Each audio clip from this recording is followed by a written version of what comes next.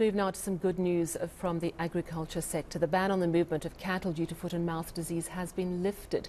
The sector has weathered a number of problems recently, but despite this has reported strong economic growth. And I'm joined now by the Agriculture, Land Reform and Rural Development Minister, Thoko Didiza. Minister, thank you so much for joining us. So it was a 3-week ban. You've now lifted the ban. What has changed in the past 3 weeks?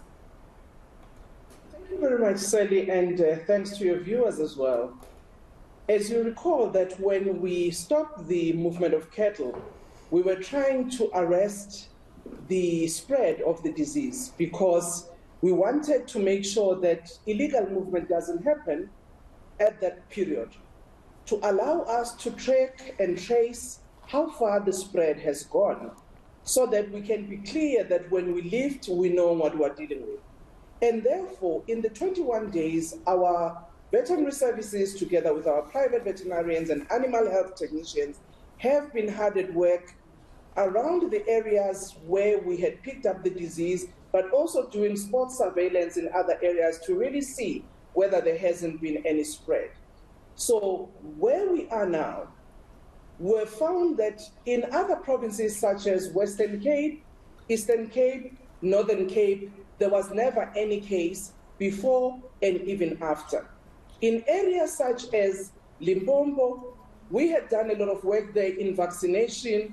The area where we continue to vaccinate is around what we call a protected zone, closer to the Kruger National Park, which has always been known to have a problem of foot and mouth because of the interface with the buffalo that sometimes happen around that area.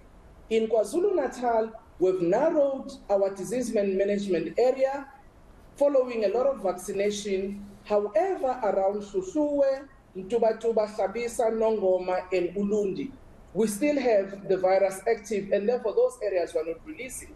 In Free State, around Viljoenskroon, the Makwat area, and around Harrismith, Bethlehem, again there we have not released because we want to observe after another 2 weeks whether there is no virus that is still active. We continue with the vaccination as well. I see. So Limpopo's looking good, vaccination's doing well, but there's parts of KwaZulu-Natal and the Free State where the ban actually remains in place. Okay. Yes. So talk to me about the big lessons learned. We spoke before, and I mentioned to you that criticism had been levelled at government.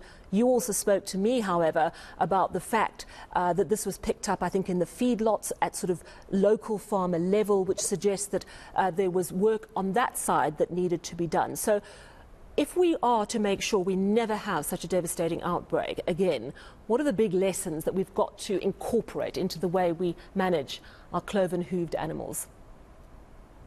Well, one of the major lessons is about strengthening our animal primary health care services. In the communal areas, we need to make sure that our dip tanks are functional and that farmers actually dip their animals.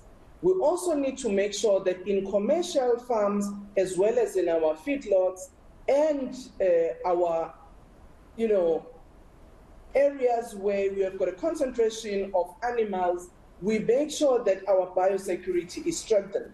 Interface between private vets and state veterinarians is equally important to make sure that as soon as we pick up whether the clinical signs, whether we test, we are able to talk together so that we can arrest the disease before it actually spreads.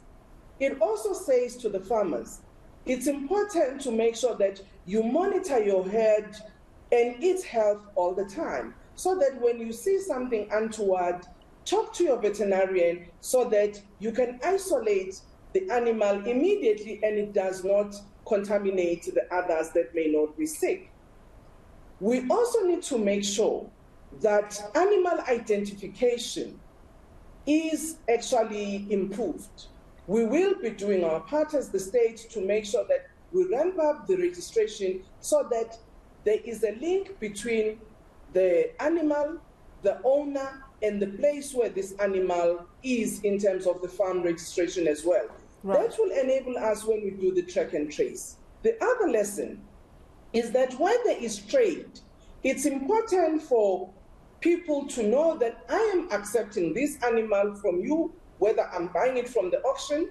When I go to my farm, I will keep them isolated for a while to make sure that I observe that there is nothing wrong with these animals before they can mix with other hay. All of that talks to the animal health system that needs to be strengthened. Yeah, and a sort of strong communication is required as well. Precisely. Interesting. Yeah, the agriculture sector, and we know it's a key sector for us in South Africa and has such huge potential. It's had a very good quarter, the second quarter of the year, double-digit growth, I think.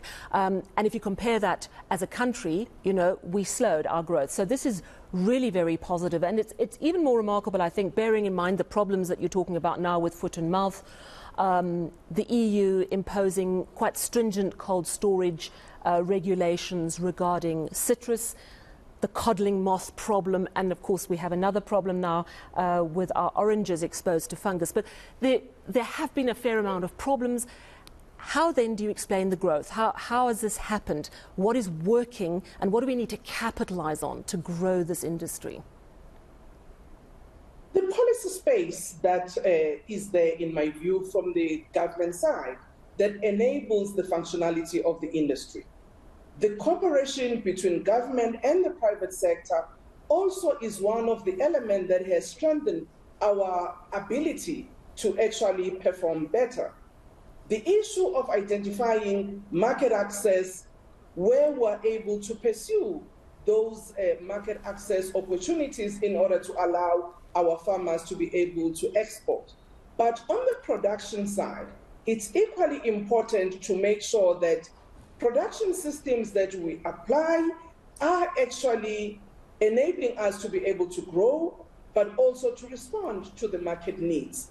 One of the things you're just saying, Sally, about the European Union issue, which we have been dealing with in terms of the cold treatment, we have had, I must say, a very difficult engagement with the EU. We will be continuing next week. The Director General will actually be meeting with the European Union officials on the sideline of the meeting of the Keynes Group, which will be held next week in Geneva.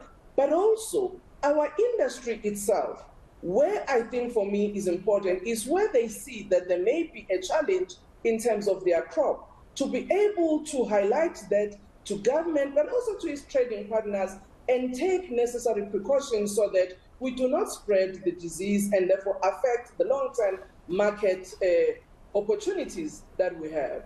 Yeah, absolutely. Thank you so much for chatting to us.